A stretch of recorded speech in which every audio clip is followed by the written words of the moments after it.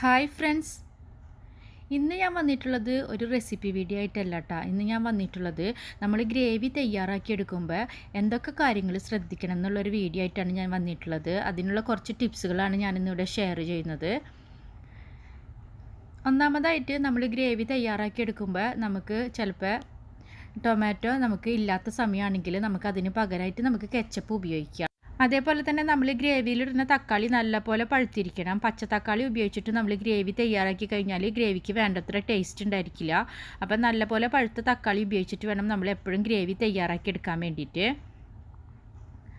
മൂന്നാമതായിട്ട് നമ്മൾ ഗ്രേവി തയ്യാറാക്കുമ്പോൾ ശ്രദ്ധിക്കാനുള്ളത് എന്താണെന്ന് വെച്ചാൽ ഗ്രേവിക്കുള്ള മസാലകൾ നമ്മൾ വഴറ്റുമ്പോൾ എപ്പോഴും ലോ ഫ്ലെയിമിൽ ഇട്ടിട്ട് വേണം നമ്മൾ തയ്യാറാക്കാനായിട്ട്. തീ കൂട്ടിയാൽ അതിൻ്റെ ടേസ്റ്റും കളറും ഒക്കെ മാറിപ്പോവും. അപ്പോൾ നമ്മൾ എപ്പോഴും ലോ ഫ്ലെയിമിൽ ഇട്ടിട്ട് വേണം ഗ്രേവിക്കുള്ള മസാല നമ്മൾ വഴറ്റിയെടുക്കാനായിട്ട്.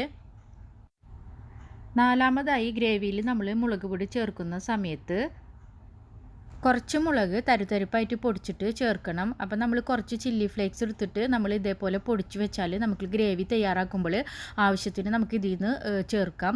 അപ്പം നമ്മൾ 2 ടീസ്പൂണൊക്കെ മുളക് പൊടി ചേർക്കേണ്ട ഗ്രേവിയൊക്കെ ആണെങ്കിൽ അതിൽ 1 ടീസ്പൂണ് ഈ തരുതരിപ്പായിട്ട് പൊടിച്ച മുളക് പൊടിയും 1 ടീസ്പൂണ് സാധാരണ മുളക് പൊടിയും കൂടി സമം അനുപാതത്തിൽ ചേർത്തിട്ട് ഗ്രേവി തയ്യാറാക്കി കഴിഞ്ഞാൽ ഗ്രേവിക്ക് വളരെ ടേസ്റ്റ് ഉണ്ടായിരിക്കും. അടുത്തതായിട്ട് ഗ്രേവിയിൽ നമ്മൾ ഇഞ്ചി വെളുത്തുള്ളി പേസ്റ്റ് എപ്പോഴും ചേർക്കാറുണ്ട്. അപ്പോൾ നമ്മളത് വീട്ടിൽ തയ്യാറാക്കി വെക്കുന്ന സമയത്ത് ഒരിക്കലും ഒരേ അനുപാതത്തിൽ ഇഞ്ചിയും വെളുത്തുള്ളിയും എടുത്തിട്ട് പേസ്റ്റ് നമ്മൾ തയ്യാറാക്കി വെക്കാൻ പാടില്ല. വെളുത്തുള്ളി കുറച്ച് കൂടുതലായിട്ട് എടുക്കണം. അപ്പോൾ വെളുത്തുള്ളി ഒരു 60% എടുക്കുകയാണെങ്കിൽ ഇഞ്ചി ഒരു 40% എന്നുള്ള ഒരു കണക്കിൽ വേണം നമ്മൾ എടുക്കാനായിട്ട്. അപ്പോൾ വെളുത്തുള്ളി കുറച്ച് കൂട്ടിയെടുക്കണം ഇഞ്ചിനേക്കാളും എപ്പോഴും.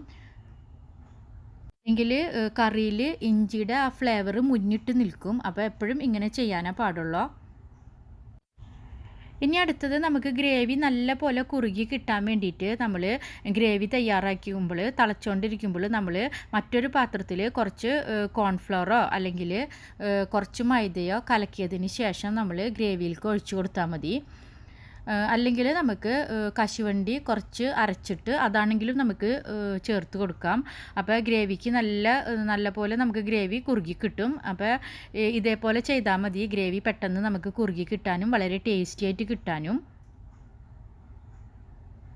ഇനി അടുത്തത് എന്താണെന്ന് വെച്ചാൽ നമുക്ക് ഗ്രേവിയിൽ ചിലപ്പോൾ എക്സ്ട്രാ വെള്ളം ചേർക്കേണ്ടി വരും. അങ്ങനെയുള്ള സമയത്ത് നമ്മൾ ഗ്രേവിയിൽ എപ്പോഴും തിളച്ച വെള്ളം വേണം ഒഴിച്ചു കൊടുക്കാനായിട്ട്. നല്ലപോലെ തിളച്ച വെള്ളം നമുക്ക് ആവശ്യത്തിനുള്ള അളവിൽ അളന്നെടുത്തതിന് ശേഷം നമ്മൾ ഗ്രേവിയിലേക്ക് ചേർത്ത് കൊടുക്കണം. അപ്പോൾ ഇത്രയും കാര്യങ്ങൾ നമ്മൾ ശ്രദ്ധിച്ചു കഴിഞ്ഞാൽ നമുക്ക് വളരെ ടേസ്റ്റി ആയിട്ട് നമുക്ക് ഗ്രേവി തയ്യാറാക്കി എടുക്കാൻ പറ്റും. അപ്പോൾ വീഡിയോ കണ്ടതിനും സപ്പോർട്ട് ചെയ്തതിനും എല്ലാവർക്കും ഒരുപാട് താങ്ക്സ് ഉണ്ട്. വീണ്ടും നമുക്ക് അടുത്ത വീഡിയോയിലൂടെ കാണാം.